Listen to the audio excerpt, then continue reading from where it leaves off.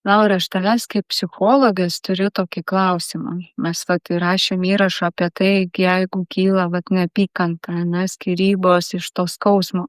Bet būna tokių situacijų, kai vienas kenčia tą neapykantą, sakykime, šeimoje buvo fizinis smurtas ir pagaliau nusprendžia moteris ar vyras išsiskirti. Ir jau tas kitas nebeprieina fiziškai, tada pradeda psichologinis smurtas. Sakykime, aš esu turėjusi situacijų, kai tėvas, kuris dažniausiai būna komandiruotėse, labai gerai finansiškai besilaikantis, nusprendė, kad dukrytę pasiimti iš mamos ir pradėjo įrodinėti teisme, kad mama alkoholikė, nors ten tikrai ne ta situacija. Ir specialiai ir policijos pareigūnus kviesdavo, ir seklius samdė, nes turi finansinius resursus ir ta moteris spaudžiama, ne? Arba turiu situacijų ir iš kitos pusės, kur, sakykime, moteris neduoda bendrauti su vaiku, vaikui nuteikinėja, pasakoja, koks tas tėtis blogas, kad tėtis mus paliko, nors kartais būna, kad nebūtinai, kad jie abu nusprendė nebegyventi, kažkokia buvo situacija, bet, iš tikrųjų, būna ir tam žmogui, teisiškai jis vis tiek turi gintis. Turi kažką daryti. Tarkim, jeigu tėtis nori bendrauti su vaiku, jis vis tiek turi imtis teisinių priemonių. Bet o ką tada daryti iš psichologinės pusės? Kaip išgyventi? Jo, labai geras, pasakymas, kaip išgyventi, nes aš girdžiu, kad, prieš tai tarsi moteris arba vyras kažkaip būdavo su tokiu žmogum, kuriame jau tikėtina ir reiškėsi kažkokia forma smurto, nes jeigu jau moteris arba vyras nusprendė išeiti iš šitų santykių, reiškėsi, tenai jau nebuvo kažkas gerai. Tai pirmas dalykas, kad tikėtis, kad toks žmogus linkęs į smurtavimą paleis lengvai ir sakys, tai viso gero, tai sėkmės, gero gyvenimo.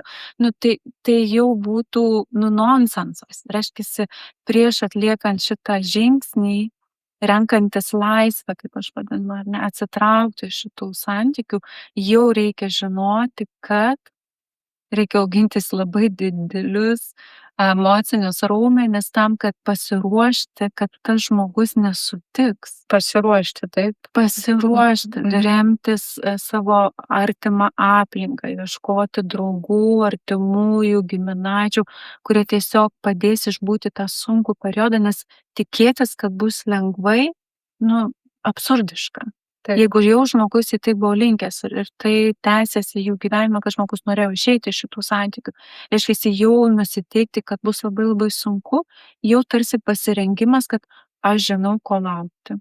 Laukiu pačio sunkiausio kelio, pačios baisiausios kovos, išpuolių, daug neteisybės, daug smurto visokia kokia forma, finansinė, psichologinė, vaikų nuteikinėjimų, nes tam žmogui iš principo nepatiks, koks buvo priimtas vidinis sprendimas atsitraukti nuo tokio žmogaus. Tai jau tikėtis to, kad bus sunku, pirmas žingsnis, o kitas galėtų būti, kad kuo mažiau pilti žibalo į ugnį, kaip ten viskas ir taip, ar ne, bet čia iš tikrųjų reikia labai didelių resursų, nes aš įsivaizduoju žmogui patirti neteisybės jausmą, kad prieš jį yra visi kaip smurtaujama, ar ne, daroma, šantažuojamas, tas vaikai ar nenuteikiami. Įsivaizduokit, kaip yra sunku žmogui atlaikyti tokį krūvį, tai tiesiog, tai turėtų labai užgrūdinti. Ir čia tas išbuvimas su tuo, ko tu negali pakeisti.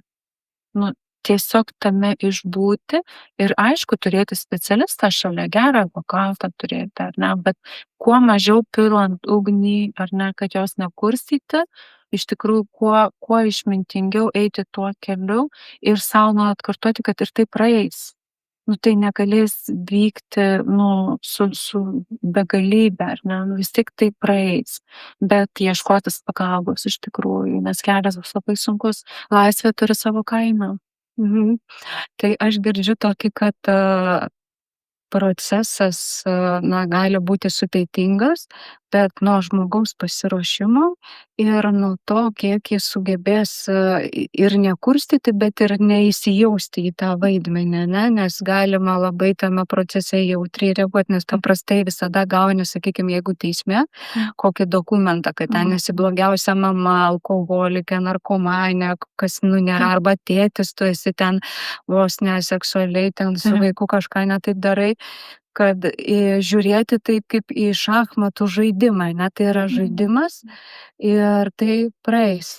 Ir tai praeis, ir dar labai savo priminti, kad, vat, gavus visokius tokius šmeižimo faktus tarsi, ar ne, kad tu toks buvai, labai remtis į save, į savęs paklausti, ar aš tikrai toks esu. Taip. Taigi mes patys visada geriausiai žinom, kokie mes esam, kiek, kaip mylim savo vaikus, ką prieš tai kūrėm, kokiamis vertybėmis gyvenam, kad šiaip iš tikrųjų šitie sunkumai labai tikėtina verčia taip atsigręžti į save ir labai save pasitikrinti, save tikrai labai pamatyti, tokį išgrynintą pamatyti, kad koks aš buvau iki šiol ir vat nepamesti to ir savo priminti, kad, mane šmeižia, bet aš taip puikiai žinau, koks aš buvau, koks esu, taip, bet nebus lengvas tas kelias, tikėtina. Bet ar būna lengvų kelių? Vargu. Tai jums linkime paties lengviausio ir geriausio kelio. Ir iš tikrųjų tų istorijų yra labai daug ir skaudžių istorijų. Ir mano bent jau kaip advokatės ir mediatorės patarimas vis tiek visada ieškoti kompromiso, ieškoti sutarimo, nes galbūt netgi tas, kur smurtauja, galbūt jam reikia ar jai kažkokio sakinio ar kažkokios nuolaidos, galbūt kažko, ne, atsakyti ir savo į klausimus, kodėl aš tame pagaliau ir kodėl buvau 20 metų, 30 ar ten 15, 10, jūsgi pažįstate tą žmogų.